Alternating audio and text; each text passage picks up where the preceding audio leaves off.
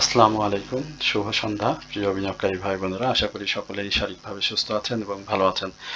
ভিডিওর শুরুতেই আপনাদের সবার প্রতি বিনীত অনুরোধ করব, অবশ্যই আপনারা আমাদের চ্যানেলটি সাবস্ক্রাইব করবেন। আপনারা আমাদেরকে নিয়মিত শুনে থাকেন, কিন্তু আসলে আপনারা আমাদেরকে সাবস্ক্রাইব করেন না। এটি আপনাদের কাছে সবিনয় অনুরোধ করব যে অবশ্যই আপনারা আমাদের চ্যানেলটি সাবস্ক্রাইব করবেন। মার্কেটের ইন্ডেক্স এবং আপনাদের জিজ্ঞাসার 10টি স্টক নিয়ে কথা বলবো। এর বাইরে একটি খুব গুরুত্বপূর্ণ বিষয়, যেটি আজকে মার্কেট চলাকালীন সময়ে আপনারা আমাকে জিজ্ঞেস করেছেন, ডে ট্রেড এবং ডে ট্রেডের সুবিধা, ডে ট্রেড হলে আসলে আমাদের মার্কেটে কি ধরনের প্রভাব পড়তে পারে এবং অতীতে আমাদের স্টক মার্কেটে ডে ট্রেড ছিল কিনা এই ব্যাপারটি। তো আমি আলোচনা এটি প্রথমেই এটি দিয়ে শুরু করব। তো তার আগে আমরা একটু মার্কেটের সার্বিক পরিস্থিতি কীরকম ছিল সেটি আপনাদেরকে একটু জানিয়ে তারপর আমরা এটি আপনাদের সাথে শেয়ার করব। মার্কেটের আজ যে হাইটি হয়েছিল 5,966, অর্থাৎ সেখান থেকে 40 পয়েন্টের মতো ডাউনে এসে মার্কেট আজকে ক্লোজ হয়েছে 15 পয়েন্ট পজিটিভ দিয়ে। আপট্রেন্ড স্টকের সংখ্যা 133টি, ডাউন ট্রেন্ড ছিল 215টি, আনচেঞ্জড অবস্থাতে ছিল 51টি। মার্কেটের টার্নওভার সেটিও 100 কোটি টাকারও উপরে, প্রায় 150 কোটি টাকার মতো আজকে টার্নওভার কম হয়েছে। মার্কেটের সার্বিক বিষয় যদি আপনাদেরকে বলি, মার্কেট কিন্তু আমরা দেখেছি যে গতকালকে আমি আমার আলোচনার মধ্যে আপনাদেরকে বলেছিলাম একটি সেক্টর কারেকশনে যে আরেকটি সেক্টর এসে মার্কেটের মুভমেন্টটাকে ধরে রাখছে, অর্থাৎ সবুজ যে ভাবটি থাকে মার্কেটের সেইটি ধরে রাখছে। এবং সেই জায়গাতে আমরা আজকে দেখেছি যে স্টক তো যেটি কারেকশনে যাচ্ছে, সঙ্গে সঙ্গে সেক্টরগুলো আজকে কিন্তু বেশ বড় কারেকশনে চলে গিয়েছে এবং প্রাইস অ্যাকশনের যে বিষয়টি সেটি কিন্তু থমকে গিয়েছে। আমাদের নিয়মিত আলোচনার বেশ কিছু স্টক আপনাদের সাথে শেয়ার করি। এর মধ্যে শুধু একটি স্টক আমরা দেখতে পাচ্ছি, দুইটি স্টক রয়েছে, সেটি হচ্ছে এসিআই ফর্মুলেশন এবং অরিয়ন ইনফিউশন। এই দুটি স্টক আমরা টপ 10-এ আমাদের যে স্টক নিয়ে আলোচনা থাকে আপনাদের সাথে বা আপনারা জিজ্ঞাসা করেন সেই স্টকের একটি অংশ। এর বাইরে আমরা দেখেছি কিছু স্টক আজকে বেশ বড় কারেকশনে চলে গিয়েছে। আমরা টপ লুজার যদি দেখি 10-এর, তাহলে হয়তো আমাদের কোন স্টক থাকলেও থাকতে পারে।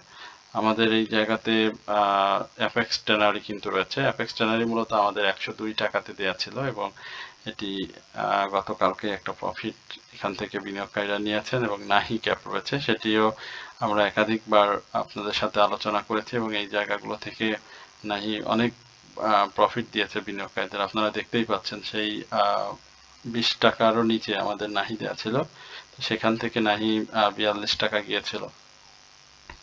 দেন তারপরে নাহি এখনো আমরা নাহি নিয়ে চরম আশাবাদী, ইনশাল্লাহ কারেকশন শেষ করে নাহি আবারও ফিরে আসবে। মিউচুয়াল ফান্ড যদি বলি, আজকে উঠে এসেছে 18টি মিউচুয়াল ফান্ড আপ ট্রেন্ডে ছিল, ডাউন ট্রেন্ডে 4টি, ইকুয়াল ছিল 12টি।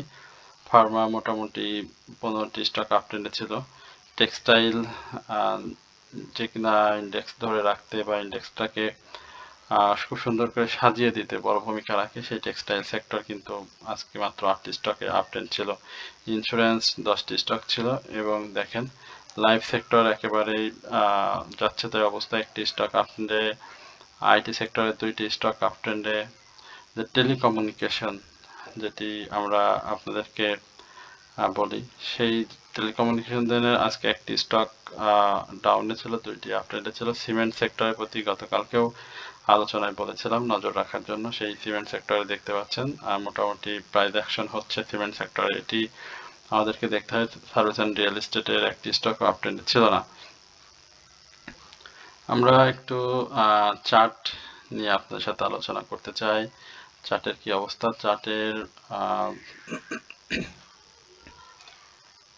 এই জায়গাতে যে উত্থানটি ছিল আরএসআই 80-তে, আমি আশা করছি যে 80-র আশেপাশ থেকেই আরএসআই একটা কারেকশন দিবে এবং সেই কারেকশন মনে হয় খুব সন্নিকটে।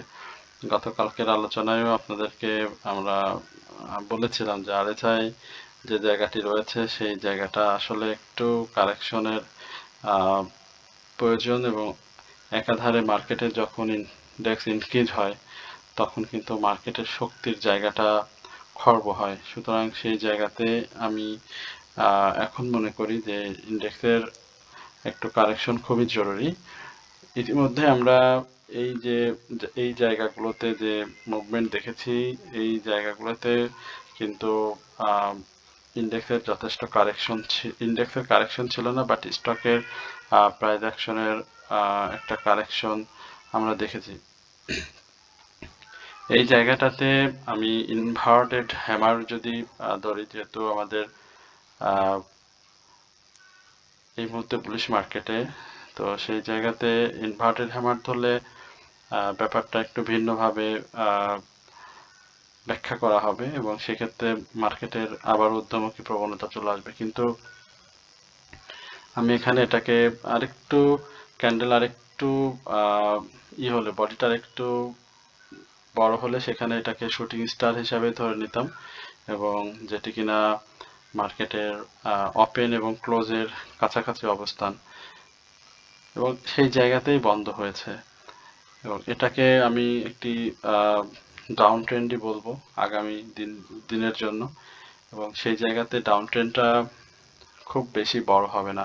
আমরা যদি এই জায়গাটাতে একটু লক্ষ্য করি, দেখেন ছোট দুইটি রেড ক্যান্ডেল হয়েছিল, এবং এই জায়গাটাতে যদি দেখেন সেখানেও একটি রেড ক্যান্ডেল হয়েছিল। এই দিকে দেখেন দুইটা রেড ক্যান্ডেল, এই জায়গাগুলোতে দেখেন এই জায়গাগুলোতে একটু ভিন্নভাবে ছিল, বাট আমরা যদি এই দিকে দেখি, এই দিকে দেখেন আবার কিন্তু ঊর্ধ্বমুখী প্রবণতা ছিল। যেহেতু ক্যান্ডেলের ব্যাপারটি আমি আপনাদেরকে একটু আগে বললাম যে আমি এখানে শুটিং স্টারই ধরবো, কারণ মার্কেটের একটা ঊর্ধ্বমুখী ভাব আমরা বেশ কিছুদিন ধরে লক্ষ্য করছি। তবে স্টকের কিন্তু অনেক কারেকশন হয়েছে। এই ঊর্ধ্বমুখী প্রবণতার মধ্যেও আমরা স্টকের হিউজ পরিমাণে কারেকশন দেখেছি। সুতরাং এখন স্টকগুলো যদি ফিরে আসে তাহলে মার্কেটের পজিশন যেদিকেই যাক না কেন প্রাইস অ্যাকশন হতে হবে, এবং প্রাইস অ্যাকশন হলে মার্কেটের টার্নওভার ঠিক থাকবে, এবং সাধারণ বিনিয়োগকারীদের হাতে যে স্টকগুলো রয়েছে সেই স্টকগুলো খুব বেশি প্যারা দেবে না প্রফিট টেকিং এর। তো যার কারণে এটি আমি মনে করি যে ছোট্ট দুইটি কারেকশন দিয়ে মার্কেট আবারও মুভমেন্টে ফিরে আসবে।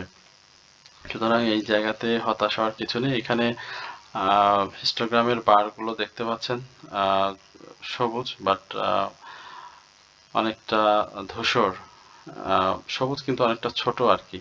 এমএসিডিতে অরেঞ্জ এবং ব্লু রেখার যে পার্থক্য সেটি কিন্তু খুব বেশি নেই, 106 এবং 99-এ অবস্থান করছে। এর বাইরে আরএসআই এর ব্যাপারটি তো বললাম।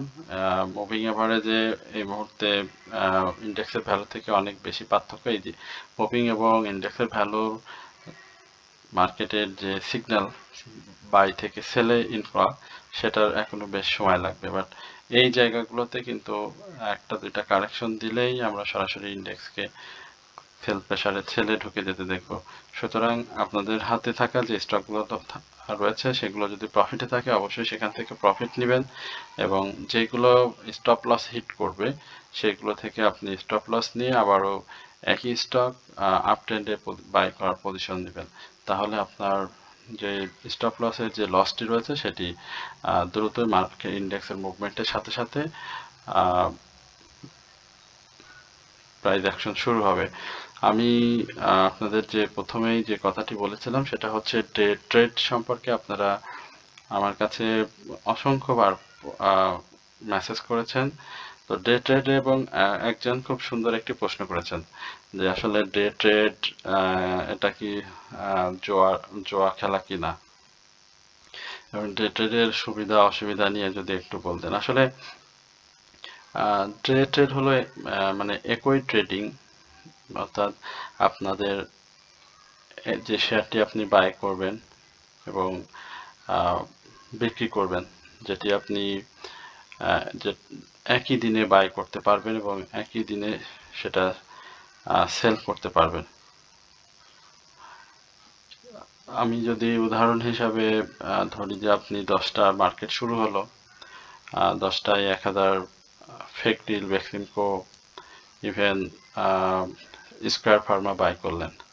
আপনি সেই শেয়ারটি একই দিনে বিক্রি করতে পারবেন, এবং এই বিক্রিটাই হচ্ছে ডে ট্রেড। আমাদের স্টক মার্কেটে দীর্ঘদিন ধরে T2 সেটেলমেন্টের ব্যবস্থা ছিল, এবং এই T2 সেটেলমেন্টটা কারণেই মূলত আমরা একই দিনে শেয়ার বাই সেল করতে পারতাম না। 2000 আমাদের যে 2026 সালের শুরু থেকেই আমরা যখন ডে ট্রেডের ব্যাপারে আলোচনা শুনি, সেই আলোচনাটা মূলত গতকালকে 14ই জুলাই, সম্ভবত 14ই জুলাই 1020তম যে কমিশনের সভা হয় বা মত বিনিময় হয়, সেই সভায় মূলত Bangladesh security and exchange commission এই ডে ট্রেডিং এর একটি অনুমোদন দিয়েছে, যেটি কার্যকর করার জন্য ডিএসসি এবং সিএসসি কে প্রয়োজনীয় সমন্বয় করতে বলছে, এবং সেখানে আসলে প্রয়োজনীয় সমন্বয়ের ক্ষেত্রে প্রযুক্তিগত ঝুঁকির যে ব্যাপারটি রয়েছে সেটিও আসলে নিরূপণ করতে হবে, এবং সেটি সম্পূর্ণ করলে আমি মনে করি যে হয়তো আমরা এই মাসেই ডে ট্রেডিং এর যে ব্যাপারটি সামনে এসেছে সেটি হয়তো দেখতে পাবো বা করতে পারবো। ডে ট্রেডের সুবিধা এবং অসুবিধা নিয়ে অনেকেই জিজ্ঞেস করেছেন। সেটি হচ্ছে যে ডে ট্রেড করলে আপনি একই দিনে লাভ করার যেমন সুযোগ পাবেন, ঠিক তেমনই বাজারের তারল্য, যেটি লিকুইডিটি আমরা জানি, সেটি বাড়বে, এবং আপনার যে মূলধন সেটিকে আপনি দ্রুত ব্যবহার করতে পারবেন। ডে ট্রেডিং মূলত স্বল্প মেয়াদী যারা বিনিয়োগকারী মার্কেটে রয়েছেন আমাদের, তাদের জন্য এটি অত্যন্ত উপযোগী একটি বাই সেলের সুযোগ আমি মনে করি। এই জায়গাগুলোতে ঝুঁকি কম থাকে, বাট এটি যত দক্ষ বিনিয়োগকারী হবেন তার জন্য খুব ভালো হবে। এখানে আপনি মেন্টর ছাড়া নতুন বিনিয়োগকারী বা মার্কেটের প্যাটার্ন সম্পর্কে ধারণা নেই, স্টক সম্পর্কে, ভলিউম সম্পর্কে আপনার যদি ধারণা না থাকে, তাহলে আপনার জন্য ডে ট্রেডটা হচ্ছে অত্যন্ত ভয়ঙ্কর একটি জিনিস। সুতরাং এই ডে ট্রেডের ব্যাপারটি নিয়ে আমরা যতটা বেশি মানে উৎসাহী হচ্ছি, সেই জায়গাটা কিন্তু এত উৎসাহীর জায়গা না, এবং নতুন বিনিয়োগকারী বা যারা মার্কেটে সময় দিতে পারেন না বা মার্কেট সম্পর্কে খুব বেশি ধারণা কম, তাদের জন্য ডে ট্রেডটা অত্যন্ত ঝুঁকিপূর্ণ। এই ক্ষেত্রে আপনি যদি ভুল সিদ্ধান্ত নেন তাহলে আপনার লোকসান বাড়বে প্রথমত। দ্বিতীয়ত হচ্ছে আপনি প্রতিদিন একাধিক আপনার করে যদি 5-7 রকমের শেয়ার থাকে, তাহলে আপনি প্রতিদিন বাই সেল করবেন, এতে করে যেটা হবে যে ব্রোকারেজ হাউসকে আপনাকে কমিশন দিতে হবে, এবং আপনার লেনদেনের যে সংখ্যা সেটি বাড়বে, এবং সারা দিন আপনাকে বাজার পর্যবেক্ষণ করতে হবে। আমি যেটি বলছিলাম যে এটি নতুন বিনিয়োগকারীদের জন্য অত্যন্ত কঠিন একটি কাজ হবে, এবং যারা শেয়ার কিনে রেখে দেন কিছুদিনের জন্য বাই সেল পরবর্তী করার জন্য, কিন্তু ডে ট্রেড আসলে সেটা আপনাকে প্রতিদিনই করতে হবে। ডে ট্রেডের জন্য কোন শেয়ারগুলো ভালো এ ব্যাপারে যদি বলি, সেখানে যারা করবেন আর কি, এখানে বলবো যে ভলিউম বেশি, যে স্টকটির ভলিউম খুব বেশি হবে এবং দাম নিয়মিত বিরতিতে ওঠানামা করে এবং স্প্রেড কম এবং প্রতিদিন লেনদেন বেশি হয়, এই শেয়ারগুলো ডে ট্রেডের জন্য খুবই ভালো। এবং শক্তিশালী বড় কোম্পানি যে শেয়ারগুলো রয়েছে বাজারে, সেই শেয়ারগুলো মূলত খুব ভালো হবে, এবং এই জায়গাতে লাভের জন্য আপনাকে অবশ্যই চার্টটাকে গুরুত্ব দিতে হবে, ভলিউমটাকে গুরুত্ব দিতে হবে, আপনার স্টপ লসের প্রতি গুরুত্ব দিতে হবে, এবং আপনি যে মূলধনটা বিনিয়োগ করছেন সেখানে ঝুঁকি নিরূপণের ক্ষেত্রে আপনি কত পার্সেন্ট রাখতে চাচ্ছেন। আমি দেখেছি যে অনেকেই শেয়ার মার্কেটে অনেকেই রয়েছেন, আমার দুই তিনটা স্টক অতীতে বাই করা রয়েছে যেগুলোর প্রায় 30% নেগেটিভ চলে গিয়েছে। আবার রিসেন্ট টাইমেও যে স্টকগুলো বাই সেল করে প্রফিট নিয়েছি, দেখাচ্ছে একটা দুইটা স্টকে আটকে গেছি, সেগুলো প্রায় 8% 9%-এর মতো, 10% ইভেন হিট করতেছে। সেই জায়গাগুলোতে প্রতিদিন বাই সেল করে করে বের হওয়ার একটা সুযোগ খোঁজা হচ্ছে। তো আহ, অধিকাংশ ক্ষেত্রে আমরা দেখি যারা আমরা মার্কেটে ট্রেড করি, যারা সচেতন বিনিয়োগকারী বা দীর্ঘদিন মার্কেটে রয়েছেন, তাদের জন্য আমরা যেটা দেখেছি যে 5%, 6, 7, 10 অহরহ স্টপ লস নেওয়ার মানে ঘটনা আমাদের মার্কেটে রয়েছে, এবং সেটি খুব ভালো একটি জায়গা, এবং শেয়ার মার্কেটের একটি গুরুত্বপূর্ণ অংশ এবং অবিচ্ছেদ্য অংশ হচ্ছে এই স্টপ লস। কিন্তু আপনি যখন ডে ট্রেডে অংশগ্রহণ করবেন, তখন কিন্তু আপনি এই 5%, 10% এটা এই ধরনের ঝুঁকি নিতে পারবেন না। আপনাকে একটা ম্যাক্সিমাম ট্রেড, যেহেতু আপনার মূলধন উপরে ডিপেন্ড করবে, সেক্ষেত্রে আপনার ঝুঁকিটা অবশ্যই বিবেচ্য বিষয় হয়ে যাবে। এখানে এখানে আপনি 2%, 3%-এর বেশি বা 1% থেকে 3% এর মধ্যে আপনাকে ঝুঁকি নিতে হবে, এবং এখান থেকে বের হতে হবে। ইভেন ডে ট্রেডের ক্ষেত্রে আমার কাছে যেটি সব থেকে গুরুত্বপূর্ণ বিষয় বলে বিবেচিত হয়েছে আমার অভিজ্ঞতার আলোকে, যেহেতু আমি খুব বেশি দিন মার্কেটে না, তারপরেও কিন্তু 12-13 বছরের মতো শেয়ার মার্কেটে রয়েছি, সেই জায়গাতে আমার কাছে মনে হয়েছে যে গুজব এই জিনিসটা আমাদের মার্কেটের জন্য, এই ডে ট্রেডের জন্য অনেক খারাপ একটি কারণ হতে পারে।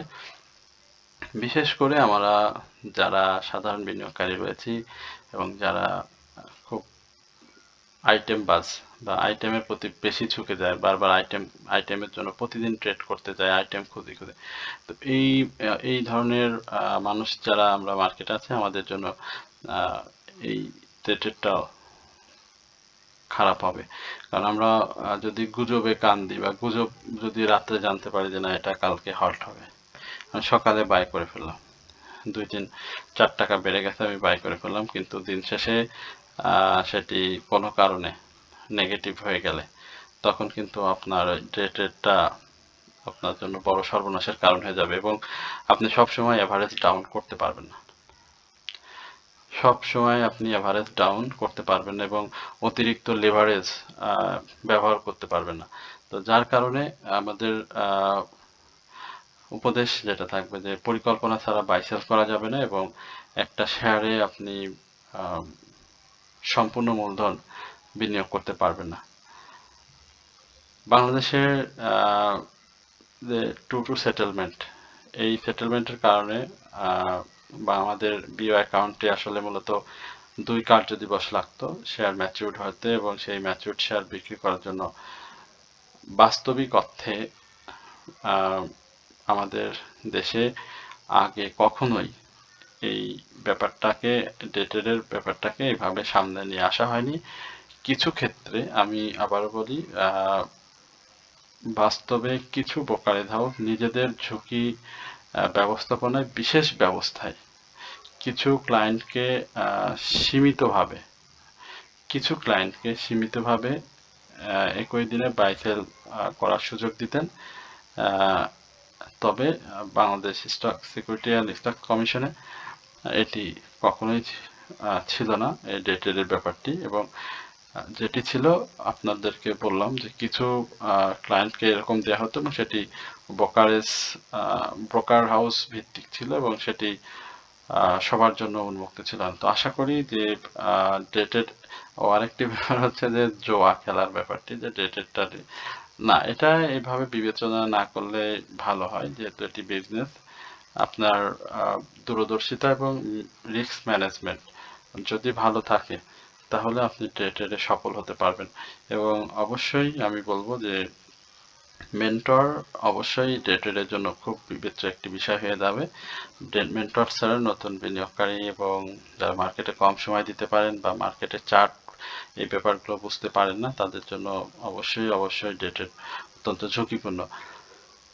আপনার যে প্রশ্নগুলো ছিল আশা করি সেগুলোর অ্যান্সার আমি দিয়েছি। এবার আপনাদের স্টক সম্পর্কে যে জিজ্ঞাসাগুলো রয়েছে সেটি বলি। একটা সেম প্যাটার্নে রয়েছে আজকে আইসেন। এই জায়গাতে আইসেন কিন্তু একটা চমৎকার মুভমেন্ট করেছিল। আমি এর আগেও আপনাদেরকে বলেছিলাম যে আইসেনকে আমরা যদি হঠাৎ হল্ট হতে দেখি তাহলে অবাক হওয়ার কিছু থাকবে না।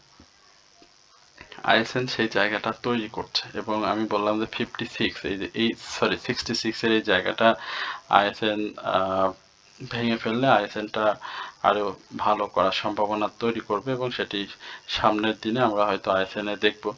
আইএসএন এর সাপোর্টটা যদি আমরা 66 এর উপরে গিয়ে সাপোর্ট নিয়ে ফেলতে পারে তাহলে আইএসএন এ খুব চমৎকার একটা সুযোগ থাকবে 77 পর্যন্ত আপনার অ্যাডজাস্ট করার।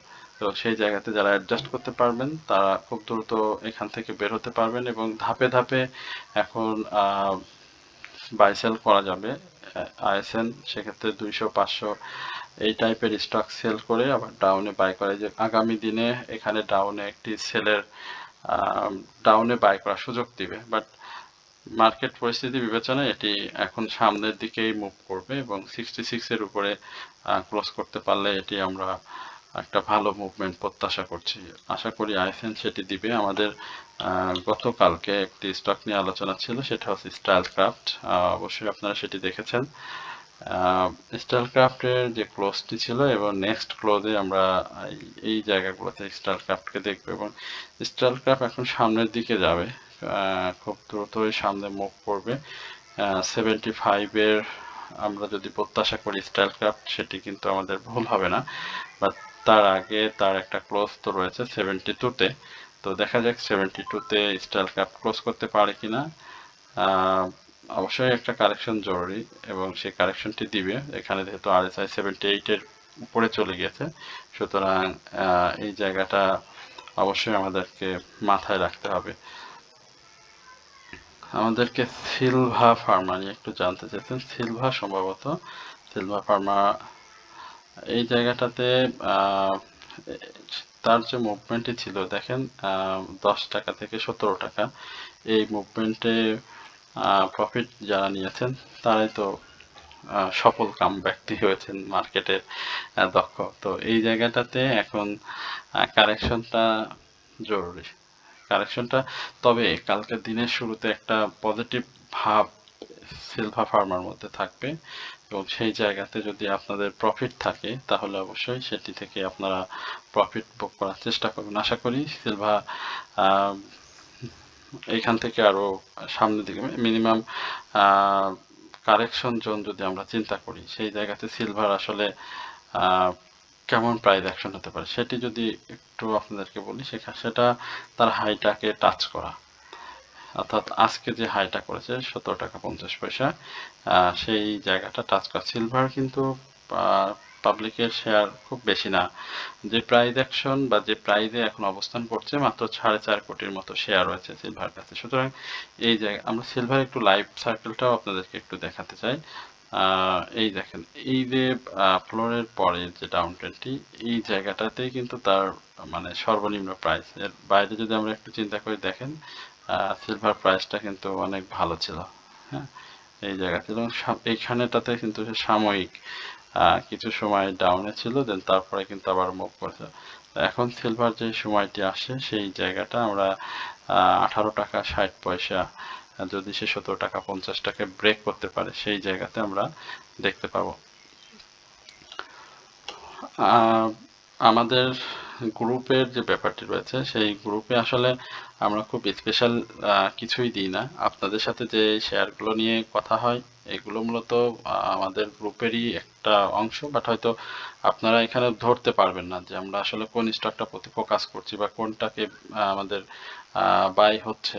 আমরা মূলত আপনাদের সাথে নিয়মিত বিরতিতেই 40 থেকে 42টি স্টক মাসব্যাপী ঘুরিয়ে ফিরিয়ে আলোচনা করে থাকি। সেই জায়গাতে আপনারা আলোচনা শুনে কেউ বাই সেল করবে না, এটি আমরা সবসময় বলি। বাট আপনার মতামত বা আপনার চিন্তা ভাবনার সাথে যদি আমাদের আলোচনা মিলে যায়, তাহলে সেটি আপনি নিজ দায়িত্বে করবেন। আমরা সবসময় চেষ্টা করি বা আপনাদেরকে সবসময় এটি বলে থাকি যে কখনোই আলোচনা শুনে বাই সেল করবেন না। নাভানা ফার্মা নিয়ে একটু কথা বলতে চাই। নাভানা ফার্মা এই জায়গাটাতে একটা কারেকশন ছিল, সেই কারেকশনের হাইটি কারেকশনের আগে ৭৩ টাকা ৩০ পয়সা ছিল, এবং আজকে আমরা দেখেছি যে সে ৭৩ টাকা ৬০ পয়সা। এই জায়গাটাতে একটা প্রফিটের সুযোগ ছিল। তো নাভানা ফার্মার ক্লোজটা কিন্তু 75-এর উপরে একটা দরকার ক্লোজ। তো সেই ক্লোজটা আশা করি নাভানা ফার্মা দিবে, এবং সেই ক্লোজটা দিতে পারলে আশা করা যায় যে আবারও ভালো প্রাইস অ্যাকশন করবে। তো যাদের রয়েছে তারা নাভানা ফার্মাতে থাকেন, আগামী দিনে যদি প্রফিট থাকে তাহলে সেটি টেক করবেন। মার্কেটের কারেকশন বুঝে অবশ্যই প্রফিট যেন হাতছাড়া না হয়, এটি অবশ্যই মাথায় রাখতে হবে আপনাদের। নাহির ইনসাইডার ডাউন ট্রেন্ড ক্রিয়েট হয়েছে, চমৎকার 3 ইনসাইডার ডাউন ট্রেন্ড, যেটি এর পূর্বে সে করে প্রাইস অ্যাকশন করেছিল। এটা হচ্ছে বড় কথা। আমি নাহির ইনসাইডার ডাউন ট্রেন্ড যদি আপনাদের দেখাই, এই যে মে থেকে দেখেন এই জায়গায় ইনসাইডার ডাউন ট্রেন্ড ক্রিয়েট করে এইখানে কিন্তু মুভ করেছিল, এবং বড় মুভ। হ্যাঁ, বড় মুভটা কিন্তু এখান থেকেই এসেছে। এখানে দেখেন ইনসাইডার ডাউন ট্রেন্ড ক্রিয়েট করে এই জায়গা থেকে গেছে, এবং এইখানে ডাউন ট্রেন্ড ক্রিয়েট করে এই জায়গা, দেন ডাউন ট্রেন্ড, আবার 3 ইঞ্চের ডাউন ট্রেন্ড, আবারও আপ, এখানে 3, আবার আপ, এখানে 3 করেছে। অর্থাৎ এই জায়গাটাতে সরাসরি সে সেল সিগন্যাল দিয়েছে, অর্থাৎ এত অল্প সময়ের মধ্যে সে সেলে চলে যাবে, এটা মানে ধারণার বাইরে ছিল। কারণ আপনি যদি দেখেন এই জায়গাটাতে তার যে গ্যাপগুলো ছিল সেটি কিন্তু সে ফিল আপ করার চেষ্টা করেছে, এবং আমরা যখন নাহিনে কথা বলি তখন এটির প্রাইস ছিল 18 টাকা। এই জায়গা থেকে আমরা নাহির কথা বলছি। তো নাহি অনেক প্রফিট দিয়েছে, হিউজ প্রফিট নাহি দিয়েছে, এবং ডাবল হয়েছে, ডাবলের বেশি হয়েছে। 18 টাকা থেকে আমরা নাহিতে ছিলাম। তো নাহি সেই জায়গা থেকে মুভ করে আবারও একটা কারেকশন দিয়েছে। দেখেন 18 টাকা থেকে যে শেয়ারটি কোথায় গিয়েছিল আমরা একটু দেখি, 26, এবং সেখান থেকে যে বড় কারেকশনটি দিয়েছে 14 টাকা। হ্যাঁ, তখন তো মানে সবাই খুব হতাশ ছিল, মানে এত বেশি হতাশ এবং এত বেশি কথা শুনতে হয়েছে যাদেরকে নাহি বাই করিয়েছিলাম। তো সেখান থেকে নাহি কিন্তু আবার উঠেছে, উঠে আবারও সে 18 টাকায় আসছে, 15 টাকা, 18 টাকা আবার আসছে, এসে তারপরে দেখেন নাহি কিন্তু আপ করেছে। অর্থাৎ বারবার বাই সেল করে করে কিন্তু নাহিতে অনেকেই ছিল। সুতরাং নাহির এই ডাউন ট্রেন্ডটা একটু অবাকই লেগেছে আমার কাছে। কারণ হচ্ছে যে খুব অল্প সময় ধরে নাহি এখানে কিন্তু বাই সিগন্যাল ছিল, হঠাৎ করে কিন্তু ডাউন ট্রেন্ড ক্রিয়েট করে সেলে চলে আসে, এবং এই জায়গাতে দীর্ঘ সময় ধরে প্রাইস মুভ আপ করে করে কিন্তু হিস্টোগ্রামের বারগুলো ষোলো করেছিল। এইদিকে একটু দেখেন, এবং দীর্ঘ একটা বাই, এই জায়গাতেও কিন্তু সে খুব বড় বড় করে যায়নি, কিন্তু এই জায়গাটাতে খুব অল্প সময়ের মধ্যেই চলে আসে। তো যার কারণে আমি মনে করি এখান থেকে যত অল্প সময়ে বাই সিগন্যাল থেকে সেলে আসছে, এখান থেকে সেল খুব দ্রুত সে আবার বাই ফিরে যাবে, এবং এখানে একটা মেজর সাপোর্টটাকেও সে রেসপেক্ট করেছে। এখন আমি মনে করি যদি এই সাপোর্টটাকে ভেঙে ফেলে তাহলে 36 টাকা 50 পয়সার আশেপাশে নাহি চলে আসবে। আশা করছি যে ইন্ডেক্সের পজিটিভ মুভমেন্ট ফেরার সঙ্গে সঙ্গে নাহিটা আবারও ব্যাক করবে। আরডি ফুড নিয়ে একটু জানতে চাচ্ছেন। আরডি ফুডের কারেকশনটা চলমান, এখানে খুব বেশি আর কারেকশন হয়তো আরডি ফুড আমরা দেখবো না। 29 টাকার আশেপাশে আরডি ফুড ঘুরে যাবে ইনশাল্লাহ। তো যাদের রয়েছে তারা আরডি ফুডটাকে যত্ন করেন, সময় দেন, আশা করি আরডি ফুড আপনাকে প্রফিট দিতে প্রস্তুত। ইনশাল্লাহ এটি অবশ্যই আপনাদেরকে প্রফিট দিবে। এরপরে আমরা আপনাদের আরও বেশ কিছু স্টক নিয়ে জানতে চাচ্ছেন, আমরা একটু সেইগুলো নিয়ে সংক্ষেপে একটু কথা বলতে চাই। শেপার্ডের প্রাইস অ্যাকশনটা আসলে ধরে রাখতে পারছে না, বাট শেপার্ড দেখেন যে জায়গা থেকে গিয়েছে সেই জায়গাটাও একটু আমাদেরকে একটু মানে নজর দিতে হবে যে সে কোথায় থেকে কোথায় গিয়েছে, এবং সেই জায়গাতে শেপার্ডের একটি কারেকশন ছিল, সেই কারেকশনটাও মোটামুটি শেষ করছে। এখন আপট্রেন্ডের যাওয়ার আগে ভলিউমটা ইনক্রিজ করতে হবে, এবং সেই ইনক্রিজটা যদি করে তাহলে এটি পরবর্তীতে আর কোনো সমস্যার কারণ হবে না। এই জায়গাতে মেজর সাপোর্টের ব্যাপারটি যদি বলি, খুব শক্ত সাপোর্ট 16 টাকা 40, 16 টাকা 30 এই জায়গাতে। এমএল ডাইং নিয়ে আমার কাছে, এমএল ডাইং তো আমরা গত দিনও আলোচনা করেছি, এটা একটু বাইসেলের মধ্যে থাকতে পারলে ভালো হয়, তবে পজিশন ভালো। রেনেটা উঠে যাচ্ছে, এটা কিন্তু খুব মানে অনেকের চোখে পড়েনি রেনেটা, বাট আমরা দেখেছি রেনেটা যেহেতু দামি শেয়ার, এখান থেকে দেখেন ইতিমধ্যেই সে কিন্তু 70 থেকে 72 টাকার একটা গ্যাপ তৈরি করে ফেলেছে এবং এই জায়গাটা ব্রেক করতে যাচ্ছে, এবং এই ব্রেকটা করলে রেনেটা কিন্তু এই জায়গাতে চলে আসবে, 520-এ চলে আসবে। তো দেখা যাক রেনেটা করতে পারে কিনা। ফান্ডামেন্টালি ভালো স্টক নিঃসন্দেহে, এবং এই ধরনের স্টক মার্কেটে ডে ট্রেডের জন্য খুবই উপযোগী। বেশি কথা বলছি না, আজকে অনেক দীর্ঘ আলোচনা হয়ে গেল। সবাইকে আন্তরিক ধন্যবাদ, এবং যারা আমাদের হোয়াটসঅ্যাপ গ্রুপে জয়েন করতে চান তারা অবশ্যই আমাদের কমেন্ট সেকশনে নাম্বার দেওয়া থাকবে, সেখান থেকে আপনারা আমাদেরকে মেসেজ করবেন, আমরা এ ব্যাপারে আপনাদেরকে পূর্ণ সহযোগিতা করব। আশা করি আপনাদের ভালো একটি সময় আমাদের সাথে কাটবে, এবং সঠিক গাইডলাইনের মাধ্যমে আপনারা সময় দিয়ে বিজনেস করলে এখান থেকে আপনারা অবশ্যই ভালো একটি জায়গায় আপনার পোর্টফোলিওকে দাঁড় করাতে পারবেন। ধৈর্য মানুষকে সবসময় সফলতা এনে দেয়, সুতরাং ধৈর্য যদি আপনার থাকে তাহলে আপনারা গেইন হতে পারবেন, অর্থাৎ ধৈর্যের ফল মিষ্টি, এবং ধৈর্যশীল মানুষদের জন্য আমাদের গ্রুপটি। সুতরাং যারা ধৈর্য নিয়ে বিজনেস করতে চান, যে কোনো পরিস্থিতিকে নিজেকে সামলে রাখতে পারেন, তাদের জন্য আমাদের হোয়াটসঅ্যাপ গ্রুপ রয়েছে, এবং আমরা সেখানে ওয়াচ লিস্ট দিয়ে থাকি আপনাদের মার্কেট চলাকালীন সময়ে, এবং আপনাদের ব্যক্তিগত পছন্দের স্টকগুলো বাই করতে সর্বোচ্চ সহযোগিতা করি। বিভিন্ন গুরুত্বপূর্ণ তথ্য আমরা আপনাদেরকে আমাদের হোয়াটসঅ্যাপ গ্রুপের মাধ্যমে সরবরাহ করে থাকি। ব্যক্তিগত 1-to-1 কোনো প্রয়োজন হলে আপনারা মেসেজের মাধ্যমে আমাদের সাথে কথা বলতে পারেন। আশা করি আপনারা সকলেই আমাদের এই ইতিবাচকভাবে আমাদের এই ব্যাপারটি দেখবেন, এবং বিনিয়োগ শিক্ষার কার্যক্রম হিসেবে এটাকে গ্রহণ করবেন। তো সকলে ভালো থাকবেন, সুস্থ থাকবেন, এই প্রত্যাশায় আজকের আলোচনা এখানে শেষ করছি। আসসালামু আলাইকুম ওয়া রাহমাতুল্লাহি ওয়া বারাকাতুহু।